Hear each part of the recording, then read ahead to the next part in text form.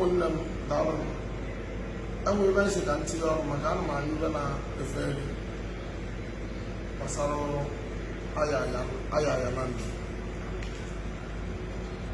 Mgbe nka dị obere nka na-eje skuul ka m bidoro n'ụwa maka Ayaya.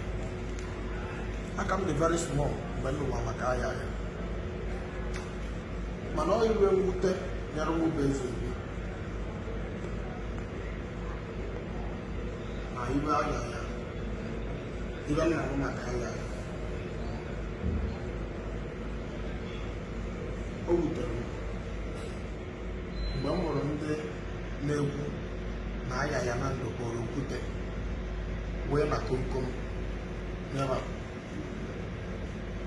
sịba n'ọgwụ. O wutere m na Ayaya Nando kpọrọ okwute wee na komkom sịba n'ọgwụ.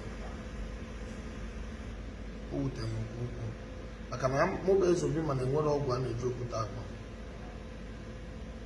O wutere m rinne. Ayaya is too matured for all these things. Ayaya look very matured. I don't believe that Ayaya will do this kind of a thing. Even Ayaya may be immature, he didn't believe it. And even a mature investigate, even Ezeobi, Ayaya will pay for that. He must have a price to pay.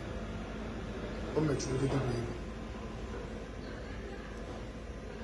Ibe abụọ ka ọchịchọ maka odo ma ya na Ayaya otega Ayaya bido Ayaya na-enweta ego.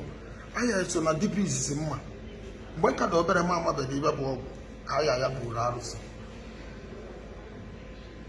mana ka onye eme na ibie mere ka o jide etu ahụ. Mmadụ akọndem Ayaya mma ejekwuru Ayaya jụọ Ayaya gịnị ka iji na-eme ụdị ibe maka mmadụ ibe ọ ga-eme. Ebe mụ bụ Ezeobi kwuru ya, enwere onye na-adị eme mistake, mana nke nwa abụrụ mistake, nke nwa yiri ori. Ana m ekwere okwu tụọ mmadụ aka, mana ana m ayị unu bụ ndị ụmụnne m ndị Igbo, biko nụ chekwa arụ na Ayaya. Mana ibe Ayaya mere dị njọ, ibe ọ mere dị njọ rinne, ọ bụrụ ibe mmadụ kwesịrị ime. Ya bụ ibe ewuteke m nwekwa otu aka unu na-ayọ ọṅụ onye nwe na-agba Ayaya vidio mgbe ọbụla na-etinye Ayaya n'iru akwụkwọ. Eziokwu na enwego some people o mislead, etosikwa arụkwuo ya maka onye na-asị na a ga-eji 2x2 kugbuo ya nwere ya ga-akụgbuo ya. Ụfọdụ n'ime ndị na-asị na a ga-eji 2x2 kugbuo ya ọ na-emekwa arụ, ụfọdụ n'ime ọ na-emekwa arụ ka maka onye bulitere okwu 2x2 a na-eme homo ekwesịghị iji okwute tụgbuo. Nnukwu homo ka ọnwụ a na-esiri ike ahịa ekwesịghị iji okwute tụgbuo ya.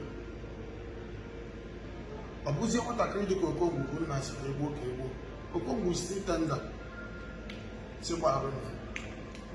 A sị na ọ na-abụ nna gwa nwa ọnụrụ, nwa gwakwo nna ọnụrụ, a na-amasị ebe ụwa amasị. Ọ ibe m nwere ikwu n'okwu.